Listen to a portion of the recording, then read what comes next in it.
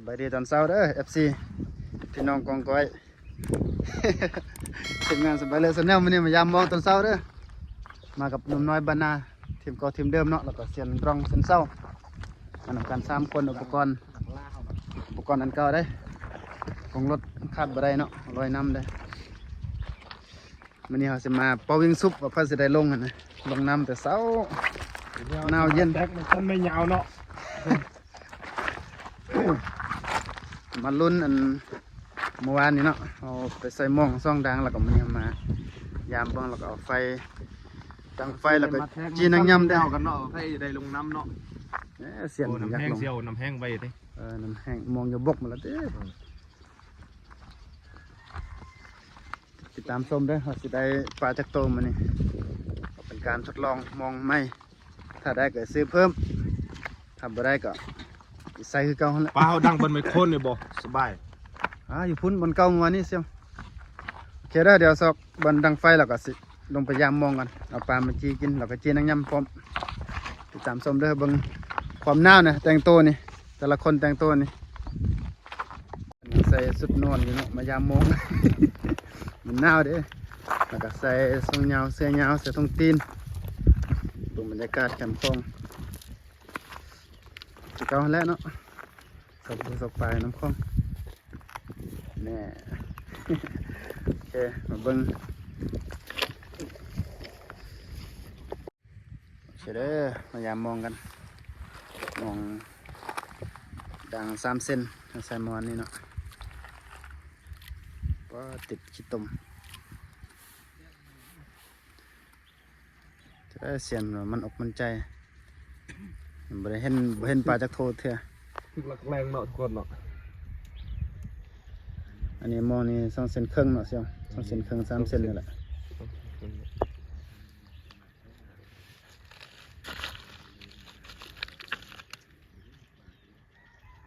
จะได้ติดอ่ะ ติดต้มติดขี้ต้มนี่มันจะบดทึกปลาบอลำทึก อืม ถ้าเบิ่งทรงมองติดขี้ต้มนี่ถือว่าแล้วแหละ เห็นปลาจากโตเทียนอ่ะก็นั่งท่าเบิ่งปลานั่งลุ้นเบิ่งปลาเบิ่งเก็บมองบรรยากาศตอนเช้าเด้อบรรยากาศอยู่น้องอยู่น้ำคลองมันหนาวเด้ใส่เสื้อแขนยาวทรงแขนยาวมาคิดว่าจะได้ลงน้ำแล้วมื้อนี้นะอันนี้ก็เก็บมองมาได้ประมาณสักเกือบเม็ดปลายนะเซียวเนาะเก็บมาเม็ดปลายแล้วยังเห็นปลาจักโตที่ มองเนี่ยความยาวมัน50 เซน50 เมตรลิมบันทึกปลาจากโตเทือเราบริมัดอันนี้เราวันนี้เราใส่แล้วก็ปะไว้กองปลายมันปะไว้บริมัด อ้าวคืออะไรวะ เก็บมันบริติดถึกแล้วตัวหนึงเห็นละหมดแล้ว โอ้ ตัว โห หนึง ไอ้ลอตเตอร์จัดการมาแล้วเชียว เบิ่ง ไอ้ลอตเตอร์จัดการมันแล้ว ได้ตัวหนึงละ โอ้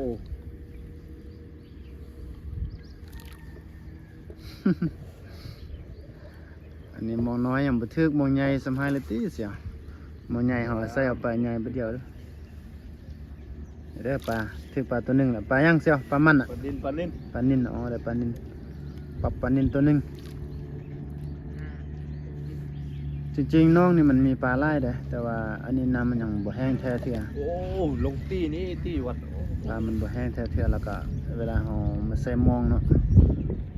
ถ้าปลามันแห้งมันต้นไข่กุกยาม บ้านเรา ขึ้น ปลาหม้อข้างดำเนาะ เด้อปลาหมอข้างดำ ปลาหม้อข้างด ตัวนั้นปลานินปลาหมอข้างดำเนาะ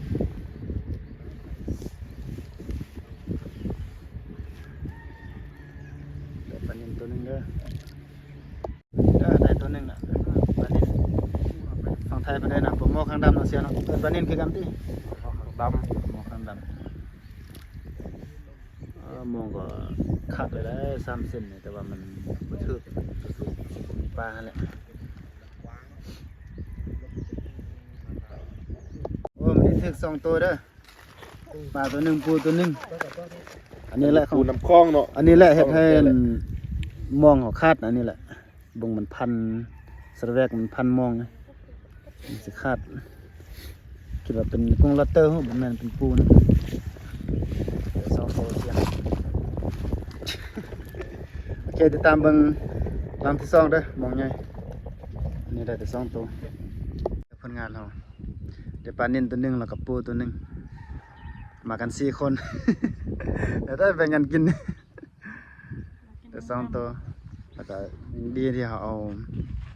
นางยำมานำเนาะคือหูหั่นล่ะ เอานางยำจีนเส้นรองเดี๋ยวเบิ่งมองใหญ่เด้อมองที่2นี่มอง6 เซนนี่ถ้าเทือกตัวหนึงนี่ก็ซอยได้ลาบได้หมดเลยมองใหญ่เดี๋ยวมาจีปูเอาโอเคเด้อมื้อนี้เรามาเบิ่งมายามมองดังที่2มองอันนี้เป็นมอง6 เซนมองใหญ่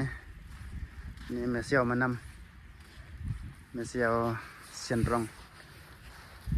มอง6 เซนแต่ข้ามไปบ่ได้เพราะว่าเมื่อนี้เราลอยเข้าไปเนาะมันลึกแล้วก็เสี่ยวเสียนเป็นบอกให้มัดโพดมัดอยู่ โอ้ยลุย มัดไปโอ้ยเฮ้ยถือเกือบแล้วมองนี่ ถือบาปถือเกือบว่างั้น50 เมตรมันเกือบ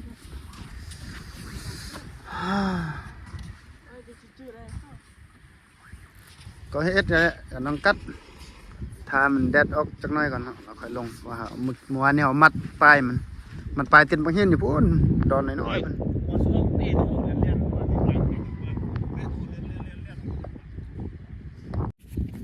อันนี้เซียนเป็นว่าใช้วิธี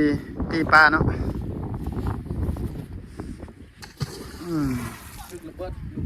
เป็นว่าใช้วิธีตีปลาแบบเอาไม้เอามาเห็นควาง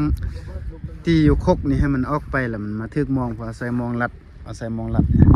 ลัดคกอันนี้มันคกเดี๋ยวนี้จะเอามาเห็นมาตีปลาให้มันตีปลามันออกมาทึกมองตามวิธีของเพิ่นได้เพิ่นมั่นใจว่านะฮะ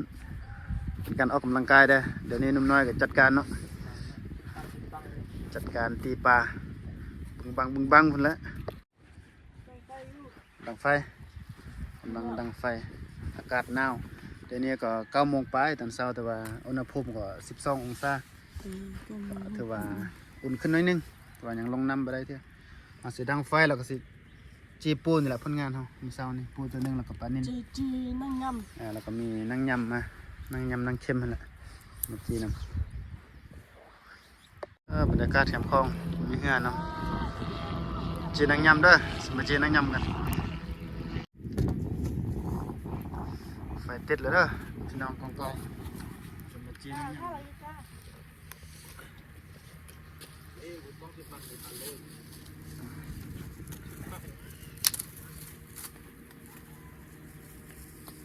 กินได้นี่มันเล่าได้ ทีมงานกล้าลองแอร์ทีมงานไม่ได้ง่าย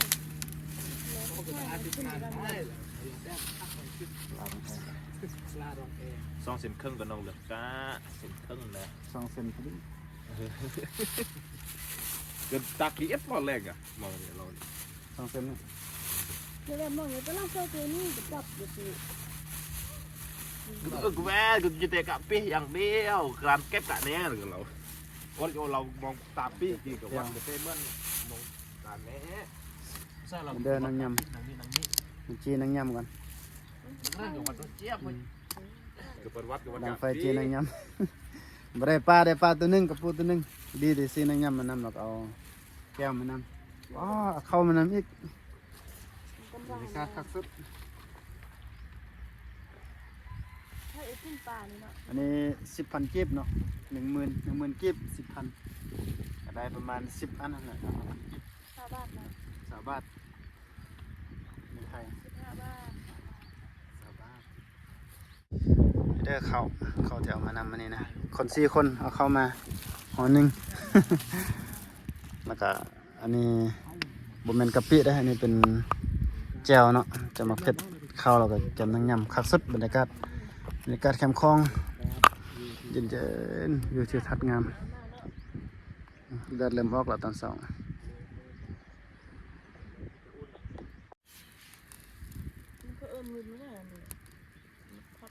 ครับกี่ปลา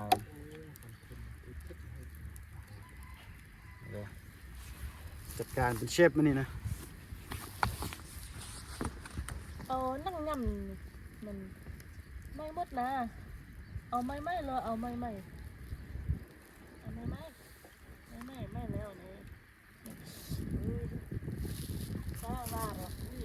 เรื่อง เด้อปลาเด้อชีปลาเด้อปลาชีปูชีนางยำ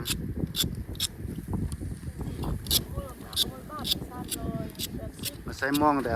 กินนางยำเนาะแปลกกันได้เสียวจะได้มื้อนี้บ่มานเนาะ ประมาณมื้อนี้นะ บ่มานก็กำลังกินนางยำใส่ปลาตัวหนึงแต่ว่าจีนางยำเพิ่มกินข้าวธรรมชาติเด้อแคมป์คลองบรรยากาศดีๆเย็นๆแดดออกเลยวิวงามๆเอาข้าวเอาเกลือมาจิ้มเกลือกินนี่แหละแคมป์น้องนี่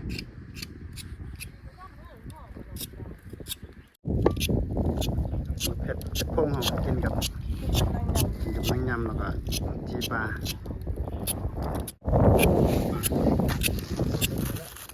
จิ้มพี่พงเนาะแซ่บ เอาแบบไม่ๆแหละ แบบนี้ขักๆสับๆนี่บรรยากาศเข้มข้น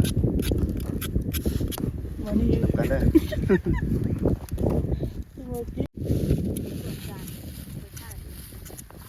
เป็นอะไรบรรยากาศ คัก โอ้คัก ๆนี่เด้อเอานางยำจำเพชรพง เป็นอะไร เอา แซ่บบ่โอ้โถคักทุกคน คัก เอากระด้าง บรรยากาศบ้านเฮาเนาะทุกคนเลยตอนเช้าเนาะคือว่าลมตีมาคักทุกคนกับข้าวอีกเนาะ เหนียว โอ้ยนายยำกับข้าวเหนียวเนาะเผ็ดพงเนาะทุกคนเนาะบ้านเฮาเลยคักทุกคนเอ้ยมานำกัน4 คนเนาะทุกคนเลยเดอะแก๊งเฮาเนาะเราง่ายๆเนาะมันจะมีนักล่าเฮาเนาะแล้วก็เสียนเศร้าเนาะแล้วก็มีทางสไปเลอร์เซอร์แนลแล้วก็หนุ่มน้อยบ้านนาเนาะทุกคนมานำกันแล้วก็มีพาราเมียเนาะของเสียนเฮาเนาะนักล่าเฮา เป็นงานเนาะ ภรรยาของเพิ่น พาราเมียเพิ่นเนาะมานำมานี่โอ้บรรยากาศทุกคนเลยคักๆเนาะบ้านเฮาก็ซ้ำบ้านเฮานี่แหละทุกคนอยู่ง่ายๆกินง่ายๆเนาะหากินตามธรรมชาติอยู่แบบบ้านๆทุกคนเลยผู้ใดไปเฮ็ดเวียกเฮ็ดงานเนาะอยู่บ้านอื่นเมืองอื่นเนาะบ้านใหญ่เมืองใหญ่ก็สามารถกลับมาอยู่กับบรรยากาศบ้านเฮานี่ได้เนาะเฮ็ดเวียกไม่เมื่อยเนาะได้มาพักมาพรตรงนี้ก็ถือว่าดีต่อใจนะทุกคนดีต่อร่างกายอีกคักๆทุกคนเลยแซ่บบ่เป็นไง ครับ คักเนาะ มาใส่หมอง5ปลาหรือว่าได้กินนั่ง โอ้ มันธรรมดาเลยเนาะแซลมอง5 ปลาได้กินนั่งยำทุกคน นั่งยำจีนเนาะหรือว่านั่งยำเผานั่นเองเนาะแดดเริ่มออกแล้วนะทุกคนนะเริ่มที่จะอุ่นแล้วเนาะเพราะว่าอากาศนี่หนาวเนาะบ้านเฮานี่ กินข้าวเช้านำกันเด้อกินข้าวนำกัน ปรับมัก10ได้แบบนี้นะ มื้อนี้ก็ขอฝากคลิปเนาะฝากคลิปเมื่อวานเนี่ยมาใส่หมองแล้วก็มื้อนี้ว่าสิมายามหมองแต่ก็มายามแท้ๆแหละตัวเรือดังใหญ่นี่เฮาแกะบ่ได้เมื่อวานนี้เฮามัดปลายมันเนาะแล้วก็มีดังน้อยเมื่อกี้ถือปลานิ่นตัวหนึงแล้วปูตัวหนึง โอ้หาไปใส่ แล้วก็ดังไฟเนาะเผานางยำกินกับข้าวเป็นถือว่าเป็นข้าวเช้าครับเป็นเบรคฟาสต์ของเฮาเนาะแล้วก็มื้อนี้ก็ทำนี้แหละเนาะก็มื้อหน้าค่อยเจอกันใหม่คลิปใหม่เด้อบ๊ายบายกล้องเด้อ บ๊ายบาย บ๊ายบายจุ๊บ สวัสดีค่ะ กดไลค์กดแชร์ให้เด้อบ๊ายบาย